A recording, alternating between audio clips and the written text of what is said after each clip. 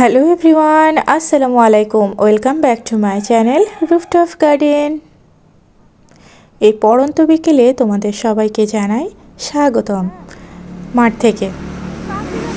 দেখতেই পাচ্ছ কেমন পড়ন্ত বিকেল, সূর্যটা হেলে গিয়েছে পশ্চিম দিকে। আর ঠিক এই সময় আমাদের এই ক্ষেত থেকে পেঁয়াজকলি তোলা হচ্ছে। কি সুন্দর একটি দৃশ্য না? সবাই মিলে পেঁয়াজকলি তুলছে।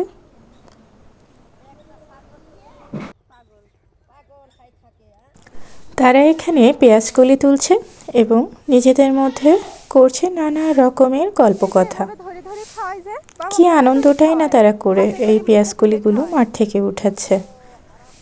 যেমনি সুন্দর আবহাওয়া তেমনি সুন্দর তাদের এই গল্পকথা। আর ওই যে কৃষকের রয়েছে একই কথা, সবার মন ভরলেও তার মন নাকি ভরেনি, পেঁয়াজ নাকি হয়নি ভালো।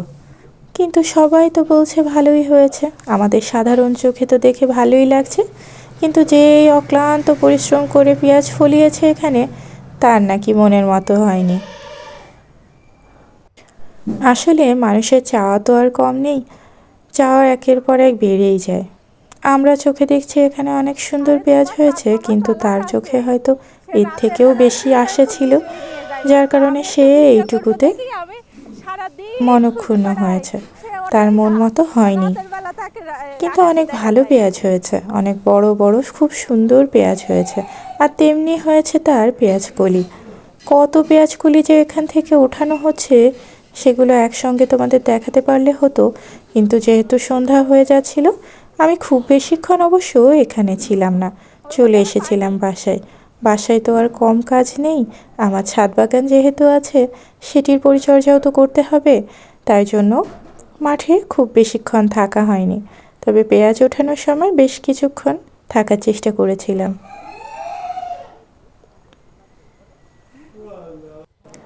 আমাদের এই ক্ষেতটিতে পেঁয়াজ উঠে গেলে লাগানো হবে গম। আমি তো সে আশায় রয়েছি। গমের ক্ষেত দেখতে আমার ভীষণ ভালো লাগে। যখন গমের ক্ষেতে গমের শীষগুলো হয় না, কি সুন্দর দেখতে লাগে। আমি ভেবেছি ওর মধ্যে গিয়ে দাঁড়িয়ে একটা ছবি ওঠাবো। আমাদের ছোটোবেলার কিন্তু এমন ছবি ছিল, তবে এখন আর নেই।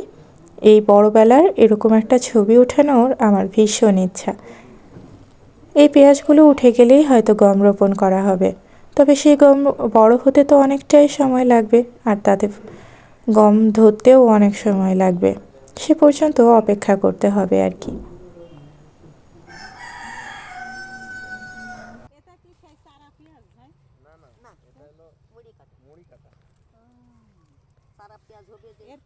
তারা ক্ষেত থেকে এভাবে পেঁয়াজকলি উঠিয়ে বেড়াচ্ছে, আর আমি আর আম্মু দাঁড়িয়ে দাঁড়িয়ে দেখছি। ভালো লাগছিল বেশ দেখতে।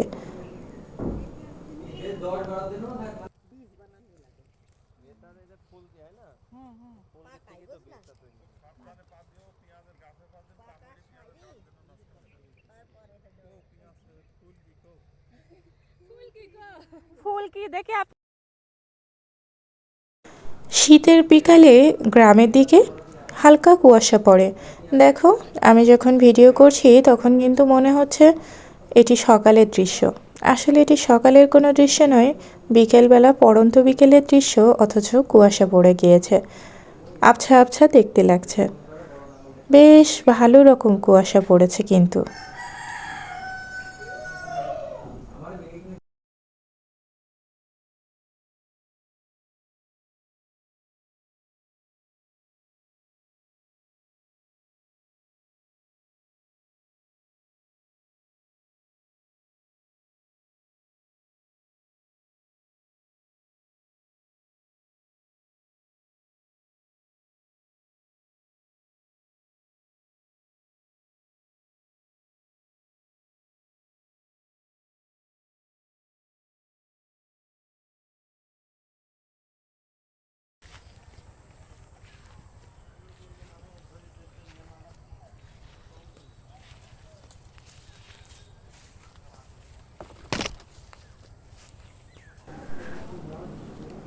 সূর্য প্রায় ডুবতে যাচ্ছে, এখন আর এখানে থাকলে কাজ হবে না। আমার ছাদ বাগানে গিয়ে অনেক কাজ, সেজন্য বাসায় ফিরে যেতে হচ্ছে।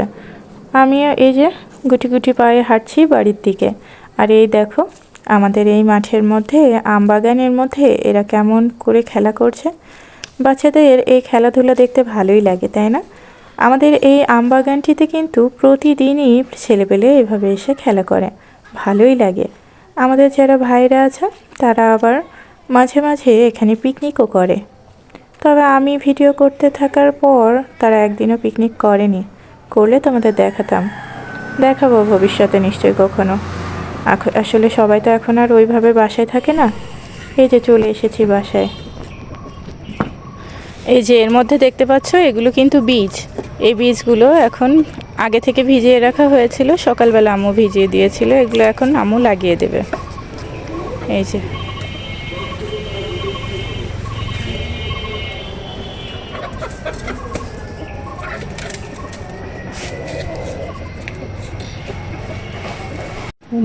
এই যে পুচু মুরগিটা, এই পুচু মুরগিটাকে কালকে মামি কিনে নিয়ে এসছে, ওর ঠান্ডা লেগেছে। এই যে তাদের এখন এই ঘর থেকে ওই ঘরে নিয়ে যাওয়া হচ্ছে একে একে। এই ঘরেই বেশিরভাগ মুরগি আছে, আর কয়েকজন মুরগিকে শুধু এখানে রাখা হয়েছিল। ওই যে মরগের সঙ্গে মারামারি করে এগুলো, তাই জন্য। এই আলুর গাছটা এখানে হয়েছিল, আলুর গাছটা যে মারা যাচ্ছে। এই আলুর গাছের গোড়া থেকে আজকে আলু উঠানো হবে, দেখি আলু হয়েছে কিনা। এর আগে তো অনেক সুন্দর আলু হয়েছিল, এবার কি হয়েছে জানি না, দেখি দেখা যাক আলু হয়েছে কিনা। আলু ওঠানোর সময় না, এরও পরে আলু উঠাতে হয়, কিন্তু গাছটা যেহেতু মারা গেছে আর এই মাটিটা দরকার, তাই আম্মু এখনই আলু উঠে নিচ্ছে। এই গাছগুলো এসে শিকড়, ও আবার ওই জায়গায় যে শিকড় হয়েছে। ও মা, তাহলে তো সারা করে অন্য জায়গায় লাগানো যেত মা। কাটা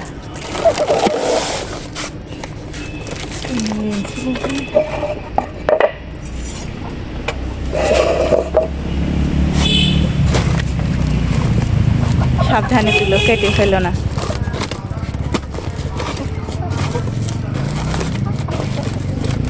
কাটে না যেন, সাবধানে। আলু হয়েছে নাকি দেখো, এখনো গাছই হয়নি।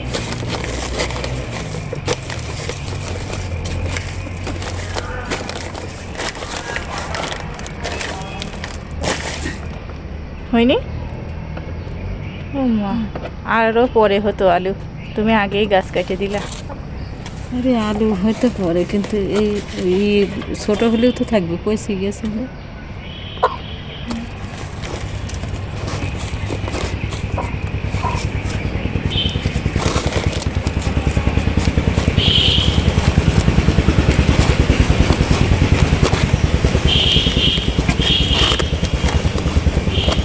এই দেখো এটুকু হলেও তো অল্প থাকবে। একটু আলু হয়েছে, এর আগে না কত বড় বড় আলু এর আগে হলো, গাছ এবার- মরবি না, গাছ এখনো অনেকদিন বীজ শক্ত হয়নি, ওই বীজ পাইকে যাবি তারপরে আলু বড় হবে। ওই জন্য আলু বড় হয়। বীজ তো পাকেনি। এই দুইটাই গাছ ছিল, দেও না। হ্যাঁ, আম্মু এখানে এই বীজগুলো লাগানোর জন্য মাটি প্রস্তুত করছে।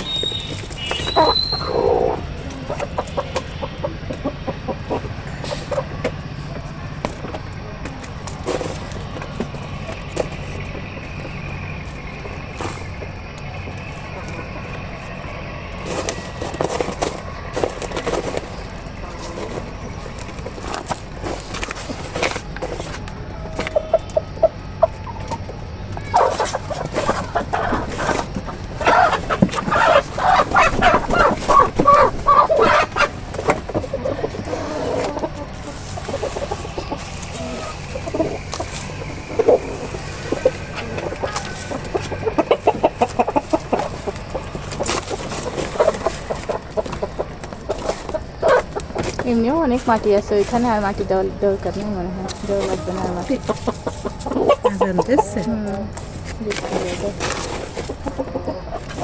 ব্যাগটা বড় না, মাটি অনেক।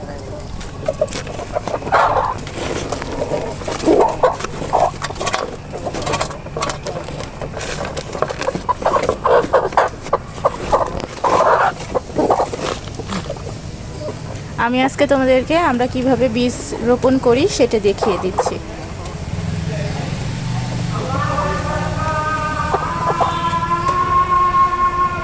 আমাদের এখানে আজান হচ্ছে, আজানের সময় এখন কথা না বলি, তোমরা শুধু ভিডিওটা দেখতে থাকো।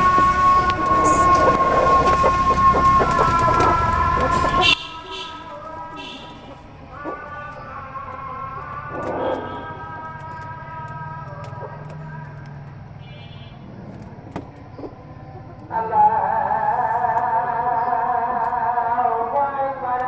যে এরকম বীজ এরকম ভাবে দিও মা, এরকম শীত করে। লঙ্কা দিয়ে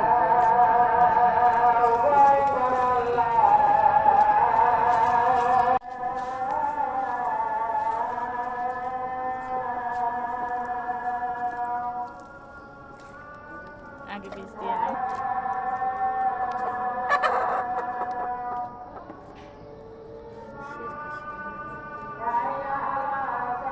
সরষের বীজ দিয়েছিলাম তো।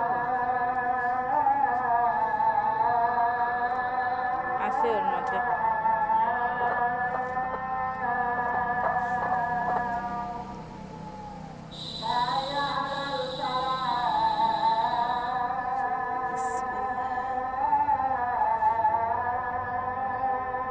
কিভাবে দিচ্ছ এটা একটু দেখো।